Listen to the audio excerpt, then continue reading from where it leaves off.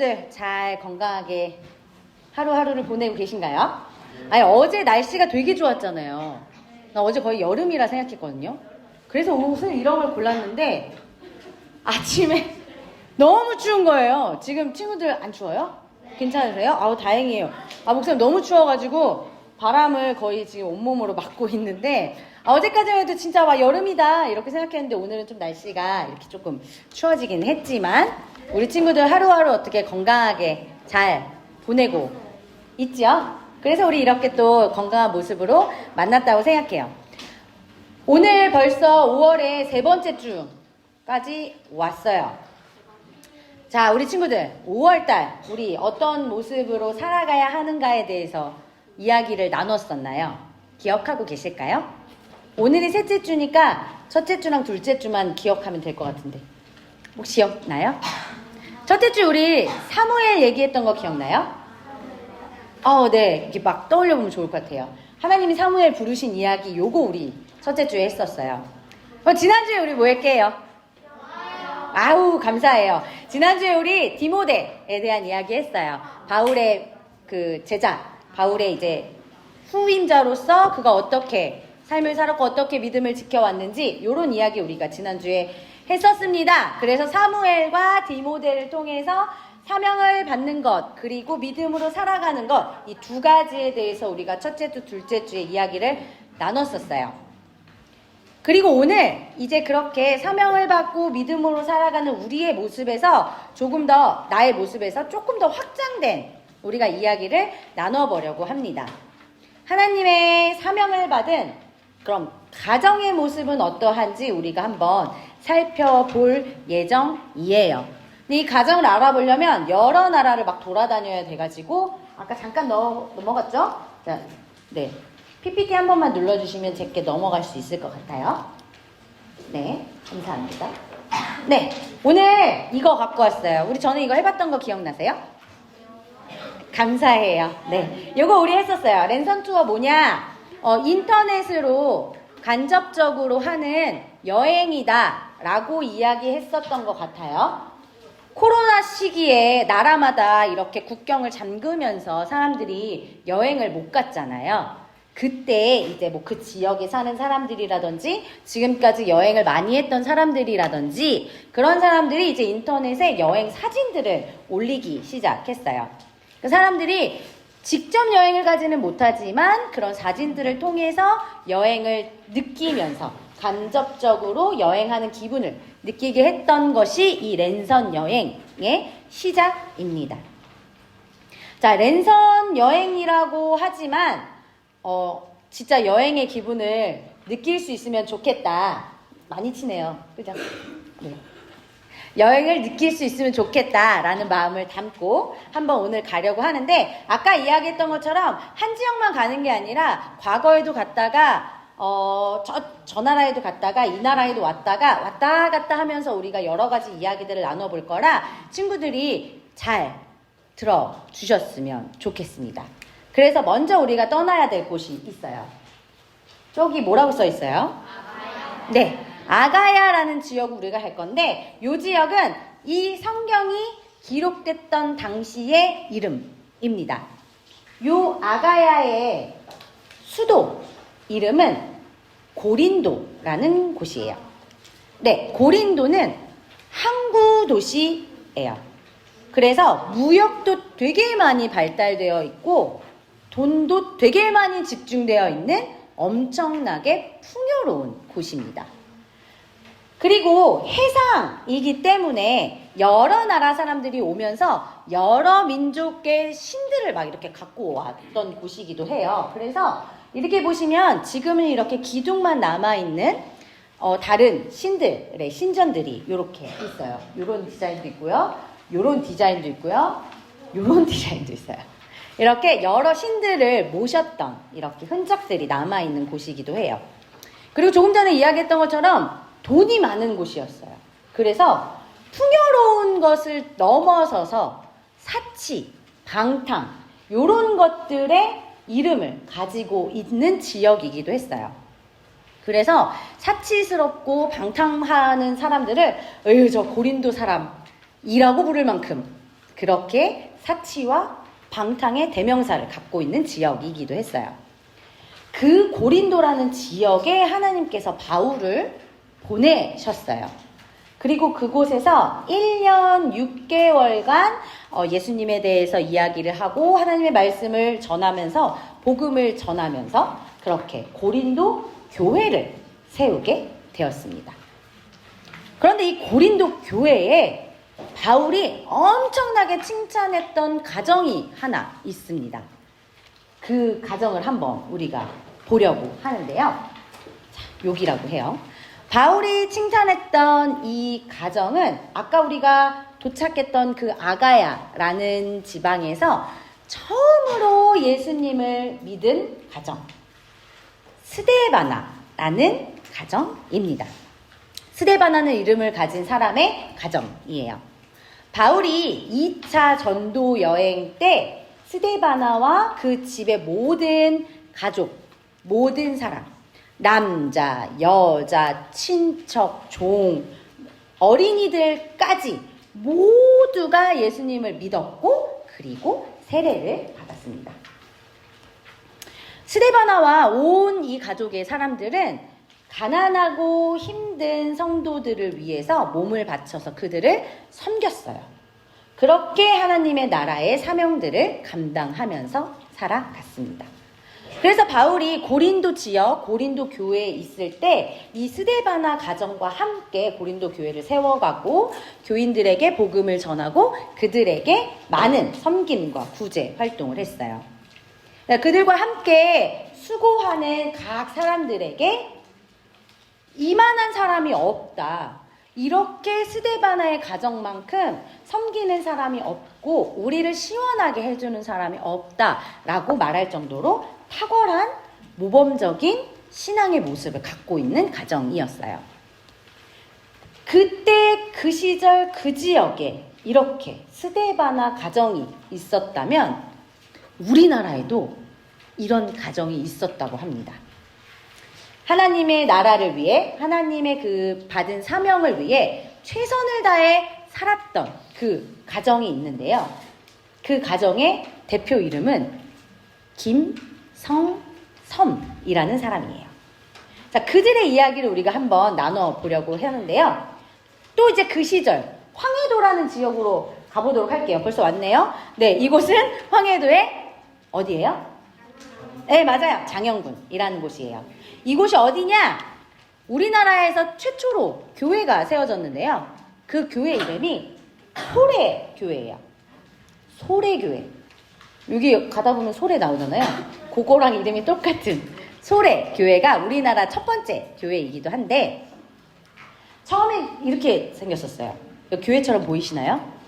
아니죠. 그냥 이런 초가집의 형태를 가지고 있었어요. 그러면서 이제 점점 성도들이 많아지자 교인들이 이제 교회를 스스로 이렇게 세우게 됩니다. 그리고 이것이 복원된 소래교회의 모습이에요. 예전에 이렇게 예배를 드렸던 곳인데 어쨌든 이 소래교회가 처음 시작했을 때 처음으로 예수님을 믿은 가정이 있었는데 그 가정의 대표격, 그 가정이 바로 이 김성섬이라는 사람의 가정이었어요. 네, 약 70가구 정도가 이 소래라는 마을에 사람들이 살고 있었는데 대부분 이 김성섬이라는 사람의 소작인이었어요.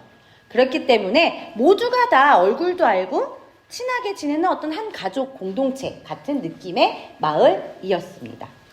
자, 그런 마을 안에서 대장격인, 대표격인 김성섬, 이 사람이 예수님을 믿고 그 가정이 예수님을 믿게 되자 사람들이 이 가정을 따라서 예수님을 믿게 되었어요.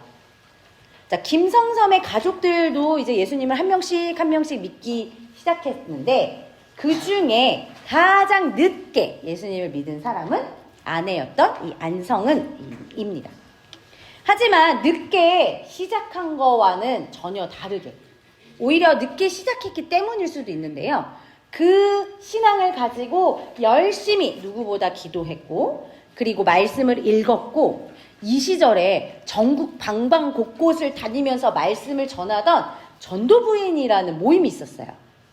거기에 최초의 전도 부인이 되기도 했던 사람이에요. 그리고 이 둘 사이에 아들 김윤호라는 아들이 있었는데 그 아들과 함께 황해도 전 지역에 하나님의 말씀이 전달되도록 그 복음 전파하는데 엄청난 노력을 했던 가정입니다. 김성성 가정은 그저 복음만 전파한 것이 아니라 교회를 새로 짓는 일에도 적극적으로 앞장섰고요. 마을 사람들을 돕고 교회가 할 수 있는 모든 구제 사역에 열심히 적극적으로 나서면서 하나님의 나라 사명을 감당했어요.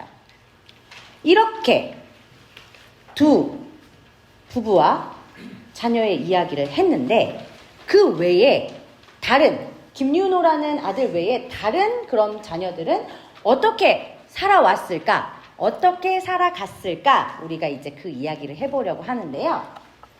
우리 친구들이 재중원이라는 곳을 들어보셨는지 모르겠어요. 네, 병원이에요. 병원 같은.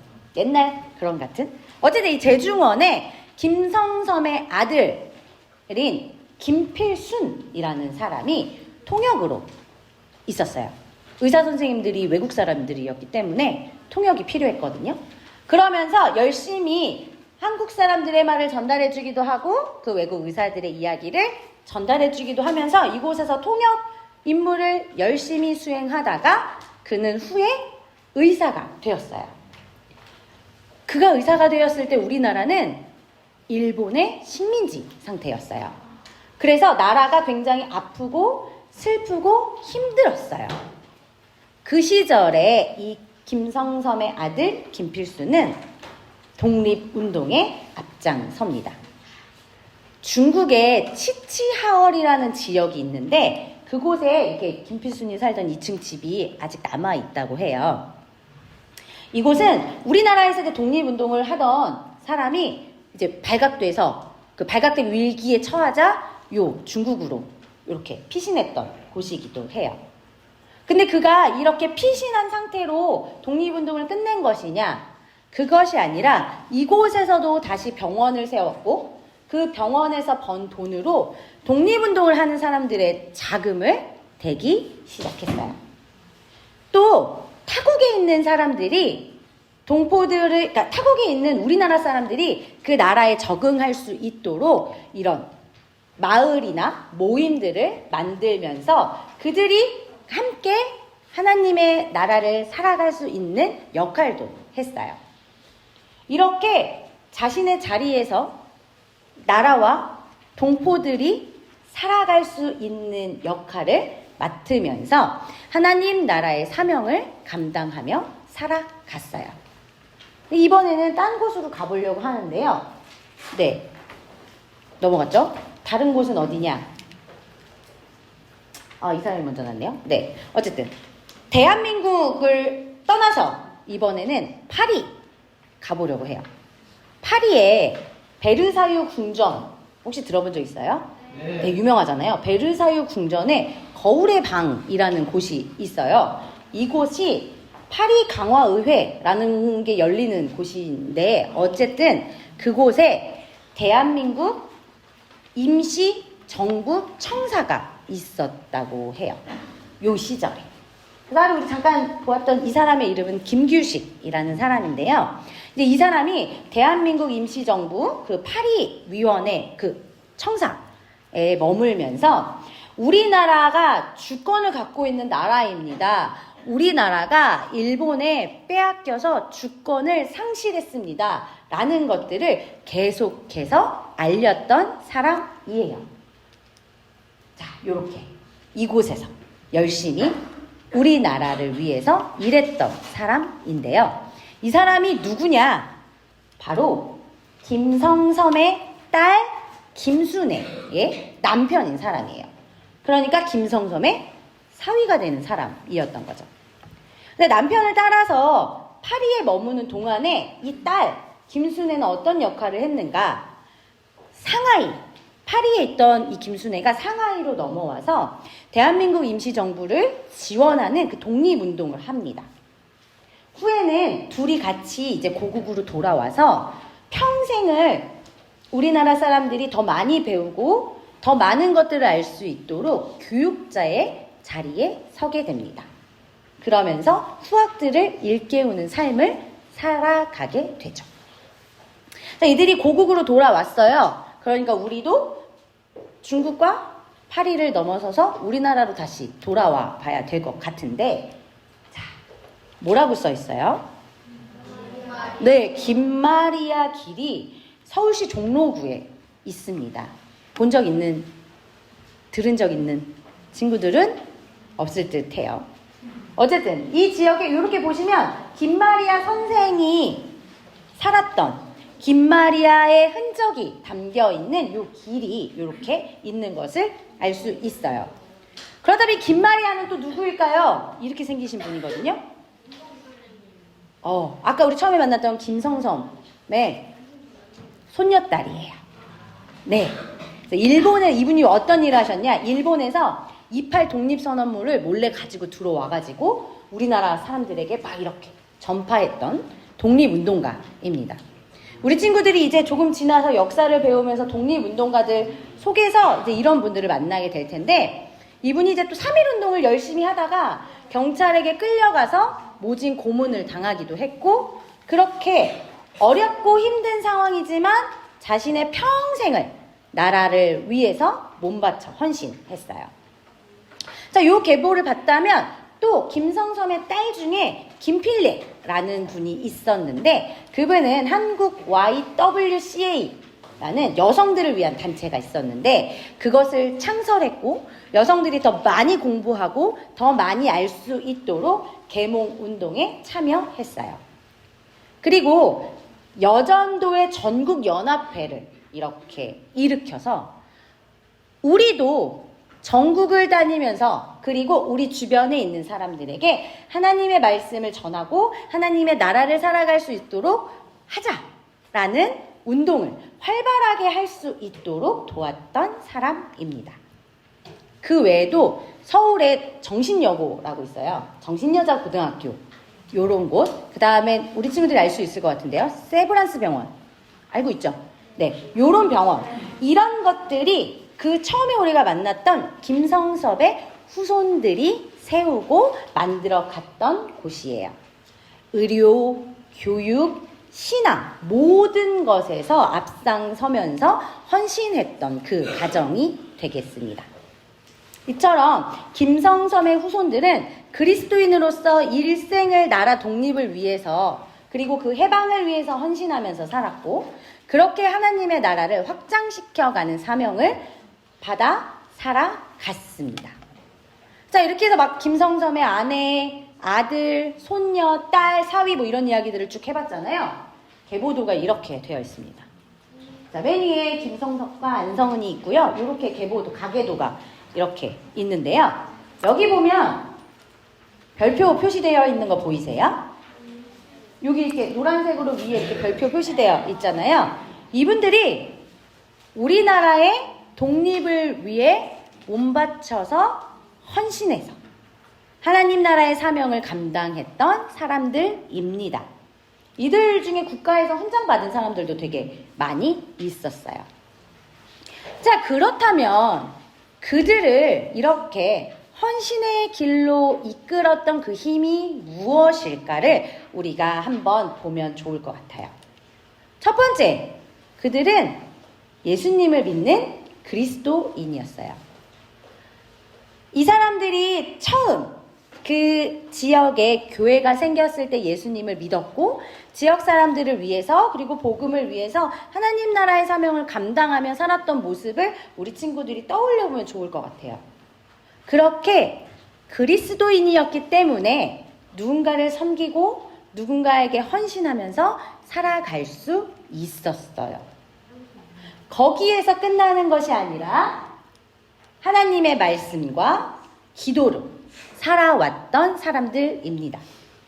하나님의 말씀을 듣고 배우면서 하나님의 뜻이 무엇인지, 하나님의 마음이 어떤 것인지, 하나님의 나라가 어떤 모습인지를 알게 되었고, 그것들을 어떻게 우리의 삶에서 나타내야 하는지, 살아가야 하는지를 기도를 통해 날마다 상기시켜가면서 그 삶을 살아갔어요.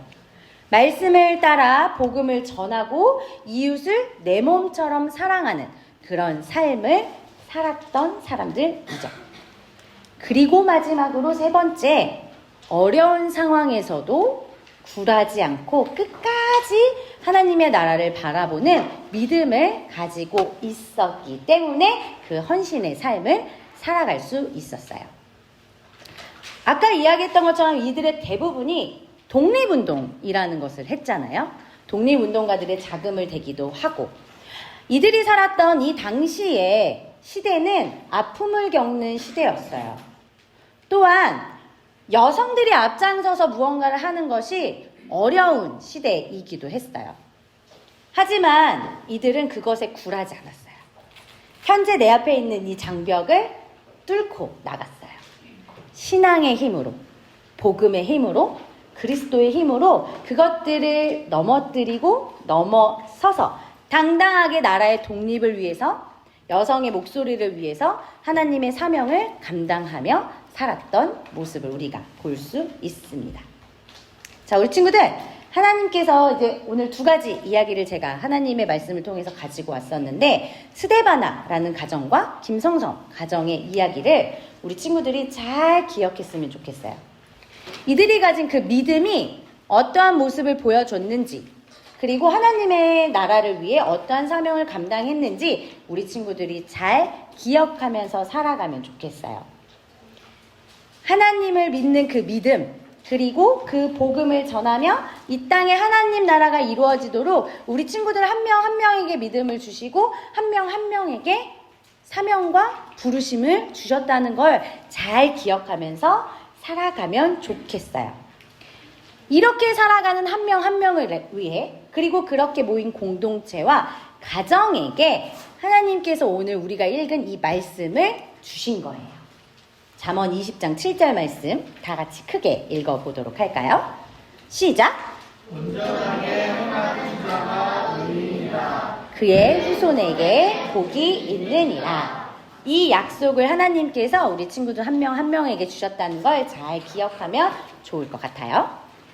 하나님 나라의 사명을 다하는, 헌신하는 그 사람들과 가정 등을 통해서 교회가 든든하게 세워져 갈 거고, 이 나라가 세워져 갈 거고, 이 모든 지구와 모든 전 우주와 이렇게 계산하면 엄청 커지죠. 어쨌든 이렇게 모든 하나님께서 만드신 모든 것들이 행복해지고 하나님의 나라를 살아갈 수 있는 그런 하나님의 나라가 점점 커져가는 역할들을 우리 친구들 한 명 한 명을 통해 하나님께서 이루어 가실 거예요. 그렇기 때문에 우리가 지금 가지고 있는 그 믿음 놓치지 않게 잘 간직하고, 말씀을 잘 듣고 배우고 깨닫고 기도하면서 그렇게 하나님의 나라가 확장되어 갈 수 있도록 친구들이 하루하루를 살아갔으면 좋겠습니다. 그런 하루하루가 될 수 있도록 힘을 다하면서 살아가는 우리 친구들이 되기를 소망합니다. 함께 기도하겠습니다. 하나님, 우리를 예수님을 믿는 그리스도인으로 살게 해주셔서 감사합니다. 우리와 우리의 가정이 어떠한 상황에서도 그리스도인임을 잊지 않고 하나님 나라의 사명을 감당할 수 있도록 도와주세요.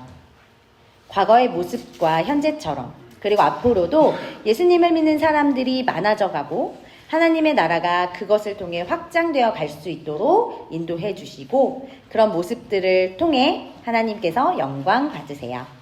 우리들 한 명 한 명을 부르시고 믿음을 주시고 하나님의 나라를 위해 인도해 주실 줄 믿습니다. 예수님의 이름으로 기도합니다. 아멘.